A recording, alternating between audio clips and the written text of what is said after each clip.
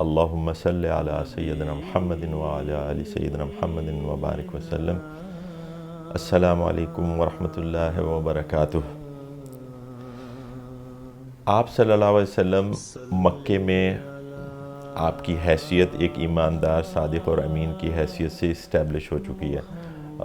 آپ کی جو شادی خدیجۃ الکبریٰ سے ہوئی وہ بھی اسی بنیاد پہ ہوئی کہ آپ کے اخلاق سے، آپ کی ایمانداری سے وہ بہت متاثر ہوئی۔ یہ سب ہم کور کر چکے پچھلے سیگمنٹس میں۔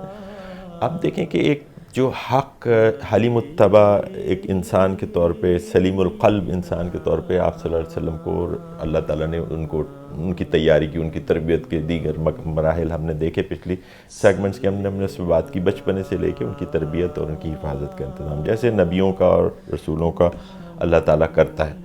اس طرح کرنے کے بعد اس کے اندر ایک حق کی پہچان اور اس کی طلب ہوتی ہے۔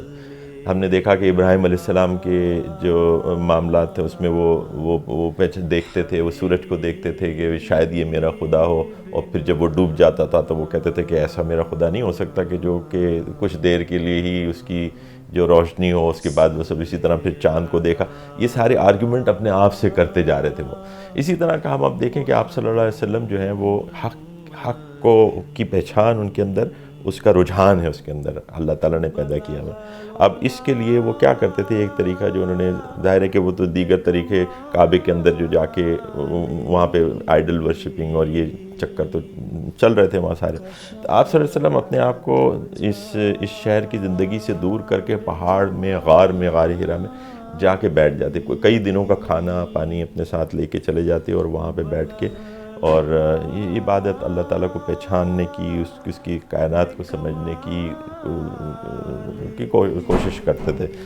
اس میں یہ ہے کہ یہ اس طرح کی کوشش نہیں ہے جس طرح کہ آج کل کے میڈیٹیشن کے جو ہے کہ جی یہ یوگا کر لیں اور یہ کر لیں، اس سے آپ جو ہے آپ کے اندر کی جو خصوصیات ہیں، کچھ طاقتیں ہیں وہ اجاگر ہو جاتی ہیں، جاگ جاتی ہیں۔ یہ ایسی کوشش نہیں تھی، یہ ایسی کوئی کوشش نہیں تھی کہ جو اپنی کوئی برتری قائم کرنے کے لیے آپ صلی اللہ علیہ وسلم کر رہے تھے کہ آپ ان کو کوئی فوقیت حاصل ہو جائے جس کے ذریعے وہ یہ کام کر سکیں۔ وہ تو حق کو پہچاننے کے لیے کر رہے تھے۔ یہ بالکل ہی مختلف قسم کی جد و جہد ہے، مختلف قسم کی سوچ ہے، اور یہ فکر ہے جو اس کو آپ کو لے کے جاتی تھی وہاں پہ اس غار کے اندر، وہ وہاں بیٹھ کے اور کئی دنوں تک وہ سوچتے رہتے تھے اللہ تعالیٰ کے بارے میں۔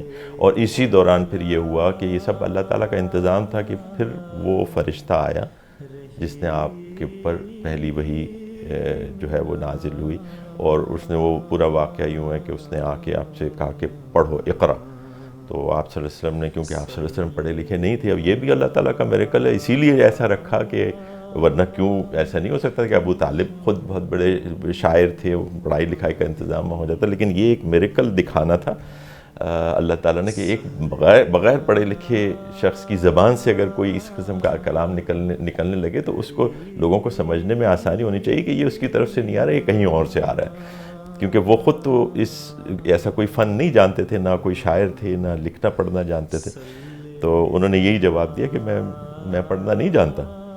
تو پھر اس کے بعد وہ پوری تفصیل ہے کہ جبریل نے آپ صلی اللہ علیہ وسلم کو ایک دفعہ اپنے سینے سے لگا کے ان کو جکڑا اور بینچا، اس کے بعد چھوڑ کے کہا کہ اقرا بسم ربک الذی۔ انہوں نے پھر بھی یہی جواب دیا کہ میں پڑھا لکھا نہیں ہوں، پڑھ نہیں سکتا۔ اس کے بعد ایک اور دفعہ، تو اس طرح یہ 3 دفعہ یہ واقعہ ریپیٹ ہو۔ پھر آخر میں جب اس نے زور سے آپ صلی اللہ علیہ وسلم کو پیچھے اور کہا اقرا بسم ربک الذی خلق، خلق الانسان من علق، اقرا وربک الاکرم، تو وہ پھر آپ صلی اللہ علیہ وسلم کی زبان سے وہ چیز جاری ہونی شروع ہو گئی۔ یعنی وہ اچھا، کچھ لوگ اس میں کچھ اور بھی روایت ہیں، کچھ لوگ کہتے ہیں کہ جب انہوں نے اقرا کہا آپ صلی اللہ علیہ وسلم سے، تو دراصل ان کے پاس ایک خطبہ تھا جس کے اوپر سورۃ فاتحہ لکھی ہوئی تھی، اور وہ چاہ رہے تھے کہ آپ یہ پڑھیں۔ کچھ ایسی روایات بھی ہیں۔ کچھ لوگ یہ کہتے ہیں کہ اقرا جو ہے یہ پہلی آیات نہیں ہے وحی کی، یہ ایک شروع کا ایک انٹریکشن ضرور ہے، لیکن جو شروع کی آیات ہیں وہ یا ایھا المدثر سے شروع ہوتی ہیں۔ بہرحال مختلف روایات ہیں اس سلسلے میں، لیکن یہ وہ پہلا موقع تھا کہ جبریل سے آپ صلی اللہ علیہ وسلم کی ملاقات ہوئی۔ تو ظاہر ہے کہ یہ جو تجربہ تھا غار حرا میں جبریل علیہ السلام سے ملاقات کا یہ ایک عجیب تجربہ تھا جس سے وہ کچھ گھبرا بھی گئے تھے. اور جب وہ گھر پہنچے تو خدیجہ سے جب ملاقات ہوئی تو خدیجہ نے, جیسے ہم نے پہلے بھی کہا کہ خدیجہ نے ہمیشہ آپ صلی اللہ علیہ وسلم کو تقویت دی, اپنے مال سے بھی اور اپنے مشورے سے بھی اور اپنے محبت سے بھی. انہوں نے آپ کو سمجھایا کہ بھئی تکسب المعدوم, آپ تو لوگوں کا وہ اٹھانے والے ہیں, وزن اٹھانے والے ہیں, ان کی پریشانیوں میں ان کے کام آنے والے ہیں, تو ایسے شخص کو اللہ تعالیٰ چھوڑے گا نہیں, شیطان کے حوالے نہیں کرے گا, تو آپ سکون سے رہیں. تو ان کی ہمت بندھائی اور ان کو یہ سلسلہ, یہ پہلا موقع ہے. اس کے بعد کچھ عرصے کے بعد پھر دوبارہ جبریل سے ملاقات ہوئی, اور اس دوران میں پھر یہ ہوا کہ آپ خدیجہ نے آپ کی ملاقات اپنے ایک کزن سے کرائی جن کا نام ورقہ بن نوفل بتایا جاتا ہے. یہ ان لوگوں میں سے تھے جو عربیہ میں, ہم نے پچھلے سیگمنٹس میں بات کی کہ عربیہ میں کرسچن تھے, یہودی تھے, اور جو بت پرست تھے وہ آباد تھے. تو یہ کرسچن جو ٹریڈیشن تھی اس کو فالو کرنے والے لوگوں میں تھے, اور موحدین میں تھے, کیونکہ حضرت عیسیٰ آخری رسول تھے تو ان کو ماننے والے اس وقت تک مسلمان اصل تو وہی تھے. باقی جنہوں نے عیسیٰ کو ریجیکٹ کر دیا وہ مسلمان نہیں رہے. اسی طرح آپ صلی اللہ علیہ وسلم کے بعد جنہوں نے آپ صلی اللہ علیہ وسلم کو ریجیکٹ کیا وہ مسلمان نہیں ہیں. تو اس وقت تک جو عیسائی تھی وہی ایکچولی مسلمان تھے. وہ پورا ہم نے قصہ بیان کیا جو یمن میں ہوا تھا, وہ اصحاب الاخدود کا جو سورۃ بروج کے اندر آیا کہ کس طرح وہ مسلمان ہوئے تھے کرسچن. تو یہ انہی لوگوں میں سے موحدین کے اندر سے.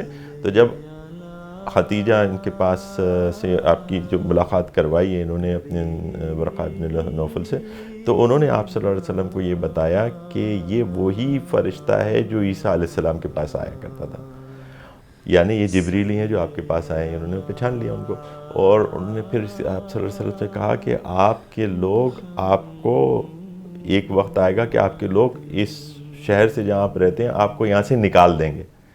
اور ساتھ میں یہ کہا کہ اگر میں اس وقت تک زندہ رہا تو میں آپ کا ساتھ دینے والوں میں ہوں گا. مطلب ان کو بالکل یقین تھا کہ آپ صلی اللہ علیہ وسلم جو ہے ان کے پاس نبوت آ گئی ہے. وہ جو کمفرٹر تھا, وہ جو آرام لے کے آنے والا تھا جس کا عیسیٰ علیہ السلام نے ذکر کیا تھا, وہ آ گیا ہے. تو یہ اس کے بعد جو ہے آپ صلی اللہ علیہ وسلم کے, لیکن ورقہ ابن نوفل جو ہے اس وقت تک زندہ نہیں رہے جبکہ مکے والوں سے آپ کو وہاں سے ہجرت کر کے مدینہ جانا پڑا. تو لیکن یہ انہوں نے کمٹمنٹ کی تھی کہ اگر میں ہوں گا تو میں آپ کے ساتھ ہوں گا.